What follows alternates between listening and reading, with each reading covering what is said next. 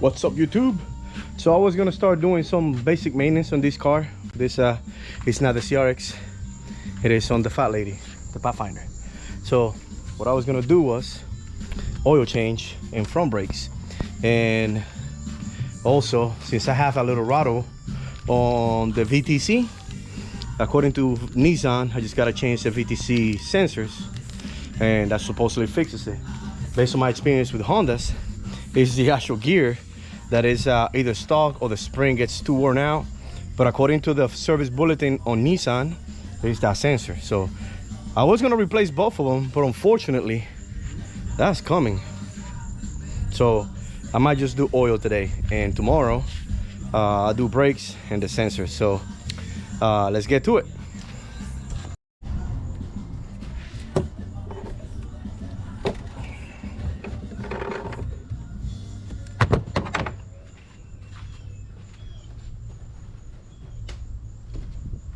Very simple to change the oil on this thing. It's right here. Oil entrance, oil cap, and the Honda yard is right there. We'll get this thing out. Yep, oil is very dirty. I do oil changes in this truck every 3,000 miles. Why? Because Nissan says to do it every 3,500 miles or so, according to the sticker. I used to do oil changes in the dealer because I had the family plan, but now that this car has over 150,000 miles, apparently the oil changes are not free anymore. So I'm stuck with them. Since it has all that mileage already, the drivetrain and powertrain warranties already expired. So pretty much this is my car. Now I'm stuck with all the services. But at least Nissan did, at least the dealership supposedly, while they took the car out there, did pretty much everything to include one transmission service at 80,000 miles. So he's due for another one, which will be done next week. But for now, let's finish up this brake stuff. This this oil change. All right, so I already took the cap out, and I already took the dipstick out, and now we're gonna go on the side right here. We have to remove this tire in order to access the filter, which is right behind that panel right there. So I'm gonna set up the camera right here. I'm gonna take off this tire.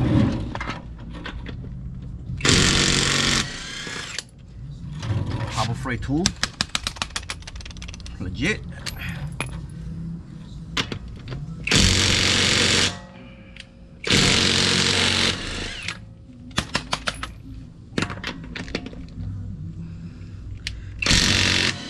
These lug nuts from Nissan are a weird number.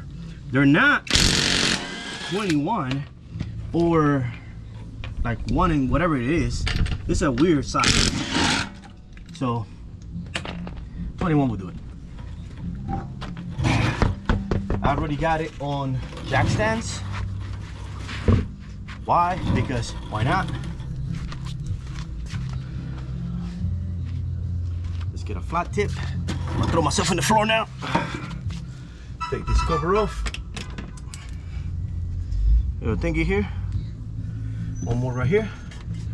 And now we just pull it out like this.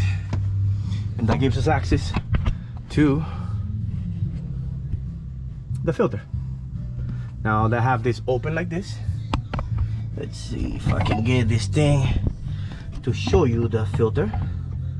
I think you can see it right there. I'm gonna get the oil pan thingy.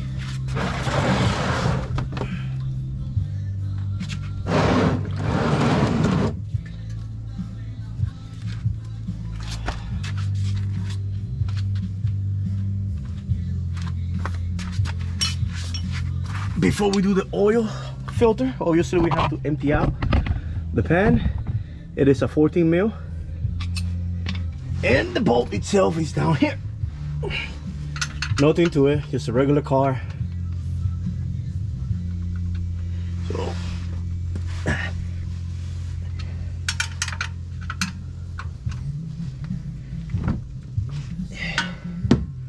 I did torque it and replace the O-ring last time, as you should. So it took him a little bit. Out he goes. oil is coming out. Cool.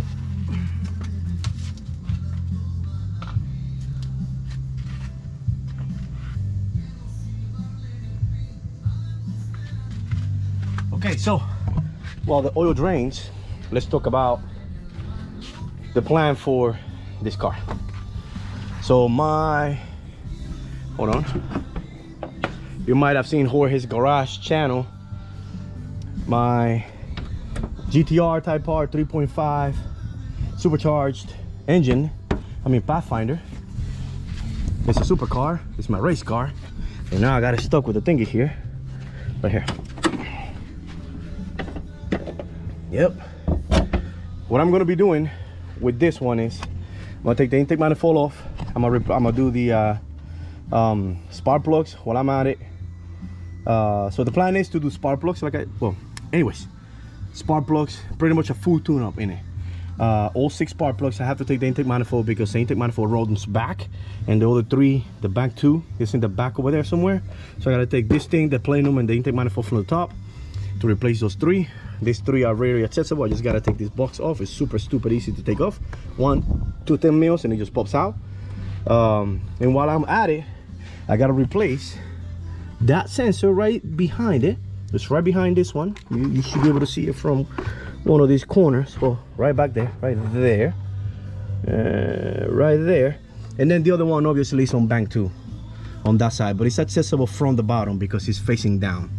Bank 2 is facing this way and bank 1 is facing like this. This one I took it out, I cleaned it because the rattling from time to time comes out on bank 1, but I also heard it like way back there. So I'm replacing both. That's why I got both sensors over there. Very stupid simple. So I'll be doing that when I do the spark plugs and everything else. So for now, let's finish up.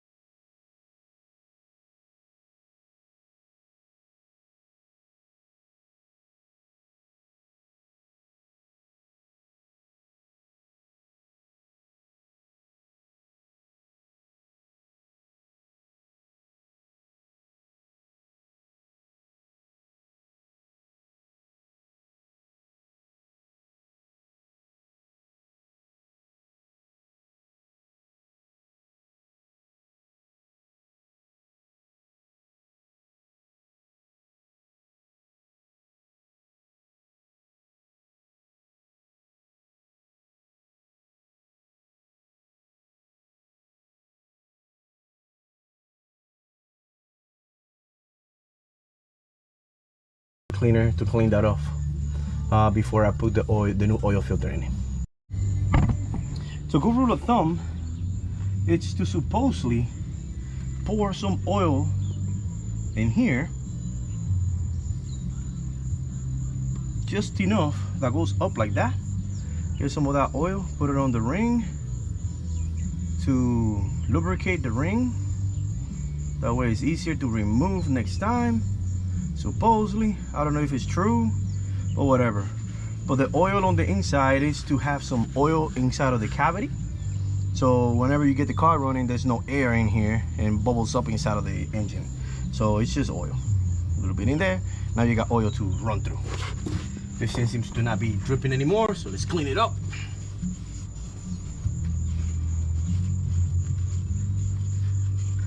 Cleaned up. Let's get some carb cleaner, some cheapo carb cleaner from Walmart. Spray some on the outside. Dry it off because it's not like brake parts cleaner that dries on its own. This one you have to actually dry it. Once it's clean and dry, grab your filter and install it just like you took it off. Hand tight, and then give a quarter turn. Right there. Remove your oil, dirt stuff. Spray a little more to clean up just because. I'm suffering because some oil did fill in there. Don't get high in it, just like I'm doing right now. Replace your plastic back in its spot. Put the little secure tab in it so it doesn't move.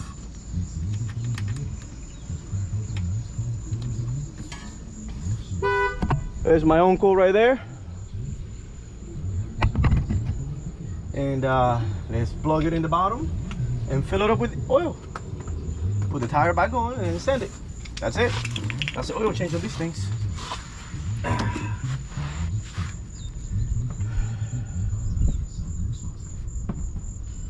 Remember to replace your crush thingy. I got one right here. I'm gonna replace it so it doesn't leak. It's good to go. Good stuff.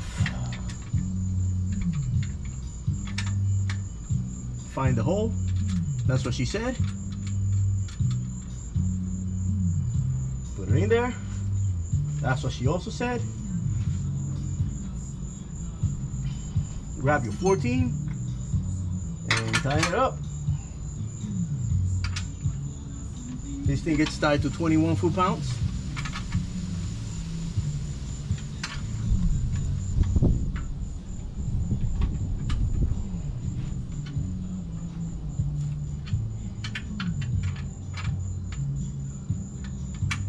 All right. Ah. There you go. Clack it with my mouth. Clack it. Yep. All right. That is it right there. Pull this oil stuff out.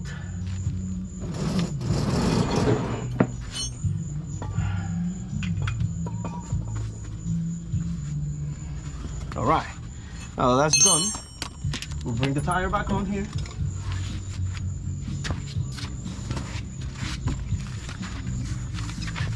Loose. This is a heavy one.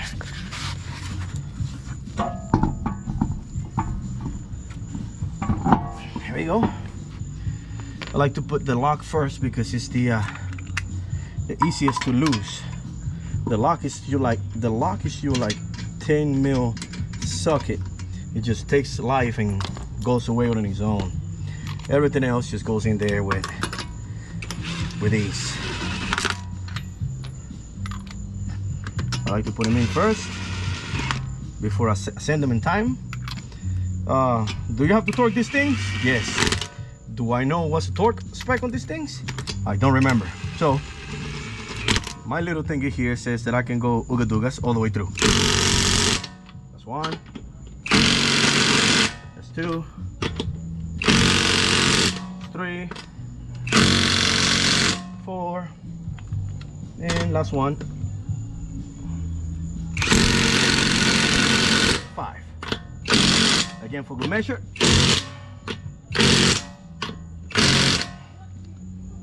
Good stuff.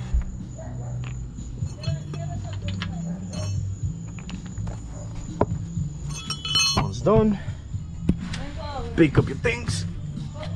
Grab your oil. Okay. Grab your oil. Setting up this camera right here. Grab your funnel. Put it in the correct hole. And proceed to empty the oil in there without making a mess. Let's see if we can make it.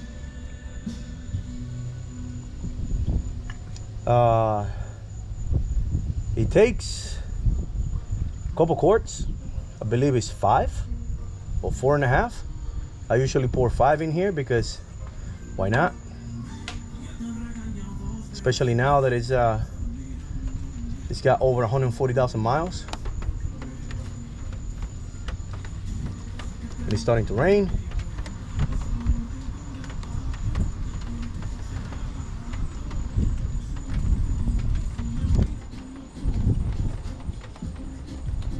All right, that's about 4.25. Let's send 5 of them in there. Yeah, that's it. I'm not playing around, like, you know, getting the rest of the oil out, whatever. It's just all the oil.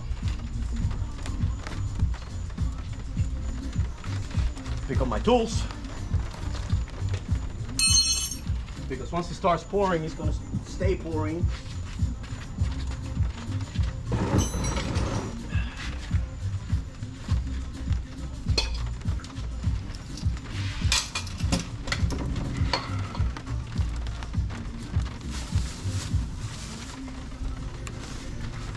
All right, all tools have been picked up. Hold on a second. Okay, so as I was saying, oil change in the truck. I did an oil change in the Pathfinder. Good to go. But it poured rain. And guess what? I'm not stopping because of rain. So I did my thing. Oil change is done. I verified pretty much everything. Now I'm gonna put some air on both tires because this one is reading 34 and it's supposed to be at 38. This one is reading 30 and it's supposed to be, like I said, at 38. You can see the little, it's bubbling at the bottom. Not bubbling, but you can see it's like curved and not like that one. That one is flat. So this has got a brand new oil change in it. Legit. Not ticking anymore. So like I said, these sensors will be in next time I do services in it. Both of them.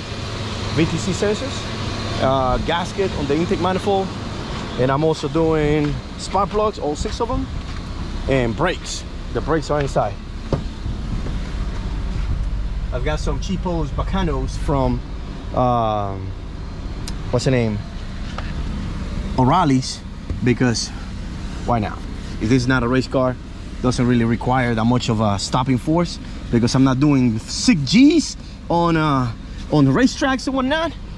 But yeah, getting it, drying it off, because as you can see, it rained and I had my window not completely all the way up, so it got wet a little bit. Yeah, my seats are ripping.